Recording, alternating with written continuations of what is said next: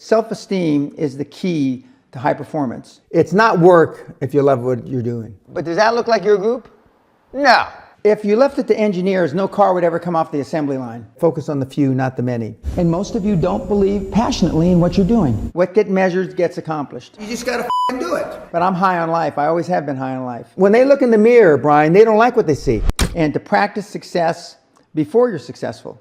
One of the stories, and I know Peter remembers it, before I had any money, I used to go to the Rolls-Royce dealers and sit in the cars and smell the leather, touch the leather, okay? And these days, this is 40 years ago, I went to $1 million houses, and my wife and I would walk through the house, and they'd say, when are your parents getting here, kids? No, we are the buyers, okay? And to get used to it, and that's the reason the castle is so effective. And the reason I stopped giving outside seminars is that the success rate is almost 5 times greater going to the castle, having a butler wait on you, dressing, thinking more of yourself, because self-esteem is the key to high performance. If we feel good about ourselves and we hang around with people, the average of the 5 people that we are mostly around is who we turn out to be. Follow what you're passionate about, what you love. It's not work if you love what you're doing. Okay. Most people, when I say they're living quiet lives of desperation, is because they're involved in a business or a job that they don't enjoy, they're not passionate about. Okay. So if you found something that you're passionate about, that it doesn't matter if you work 3 hours a day or 13 hours a day, that's where you start. And most people aren't there. Most people have to find that. But does that look like your group? No. It doesn't look like your group. I mean, in no way, shape, manner, or form. You know, maybe if we had a bunch of bunny rabbits running there, it's unbelievable. But again, you are who you hang around with, you know. And as Oprah Winfrey says, and which I talk about a lot, is that you want people with a like mind and that are better than you, smarter than you, more intelligent than you, to get on your bus. And don't be so concerned about what you're going to do with those people, but you want to, you know, the joint brain is, you know, there's nothing the joint brain, collective brain, or brains, can't overcome. And I give the example of the atomic bomb, the Manhattan Project, and they were put together and they were told, we need to develop a weapon of mass destruction, which they didn't call it that back in those days, in the middle 40s, to end the war in the Pacific. And they did. They didn't know if it was implode or explode, but they did.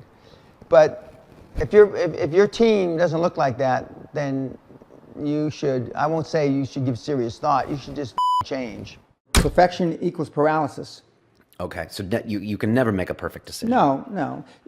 If you left it to engineers, no car would ever come off the assembly line. No car would ever come off the assembly line. And I've been in business with enough engineers, I can attest to that with my hand on my heart. They'd still be trying to make it better. And the internet business is very much the same. The internet kids want to test and test and test, and they want the landing page to be this. And roll it out. The great thing about the internet is your results are instantaneous.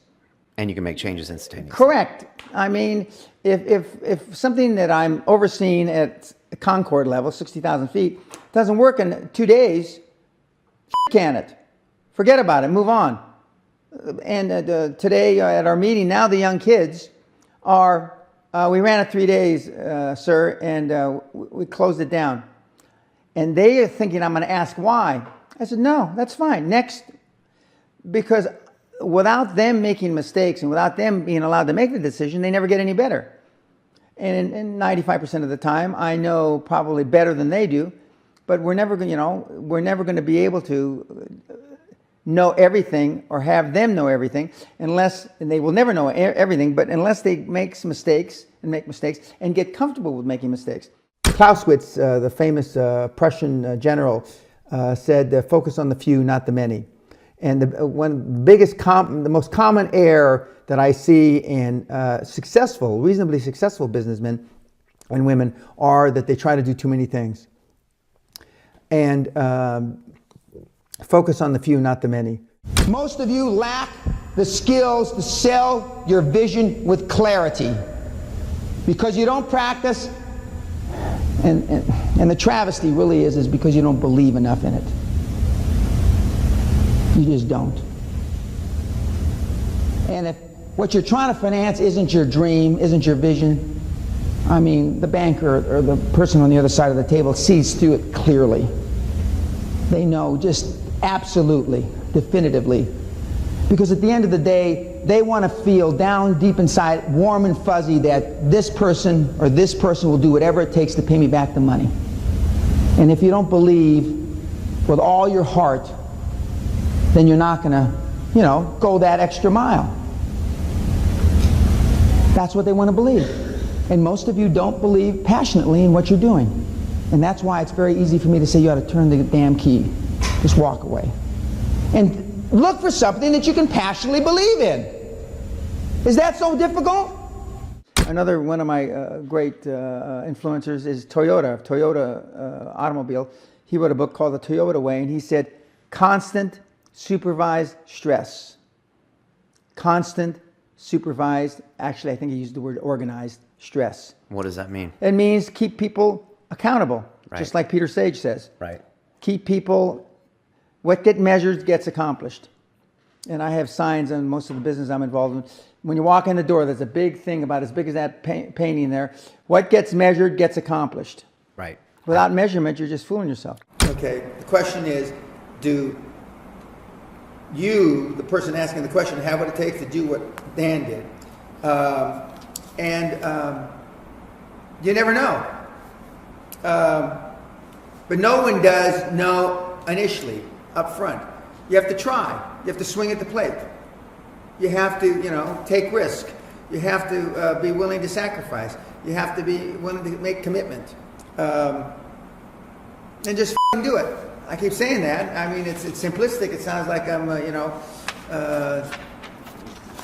I haven't thought the question to, but that's not the point at all. The point is, after 21 years of coaching and after almost 45 years of doing this myself and being a high-performance person in 6 decades, I realize you just got to do it. But I'm high on life. Okay. Okay, and that became popular in the 60s when everybody was doing LSD. Right. Okay, but I'm high on life. I always have been high on life. I've got a lot of energy. I have the same energy I have today as I did 30 years ago. So you're naturally a positive person. I'm 100% positive. Okay. The most contagious thing in the world isn't a positive action, it's a negative thought. A negative thought. And because that can grow geometrically and kill deals, kill even companies for that matter. And so, but I'm extremely positive. And I tell people, one of the things that you need to do, and I'm stealing my thunder, is you need to be more selfish. Me? You, as an individual. Jesus, all right. I'm not being selfish enough. No, nobody is. Okay. Because you can't love somebody or love what you're doing unless you love yourself. And most people, and I've got a whole section on this, when they look in the mirror, Brian, they don't like what they see. I'm bald. I'm too wrinkled. My tits are too small. My tits are too big. My ass is too. I've got what do you call it when you get acne? I've got this. My shoulders aren't wide enough. But many people don't like what they see when they look in the mirror. So you get them to be more selfish and to like themselves more. Yeah. All right. Love. We don't want life. Love. Love.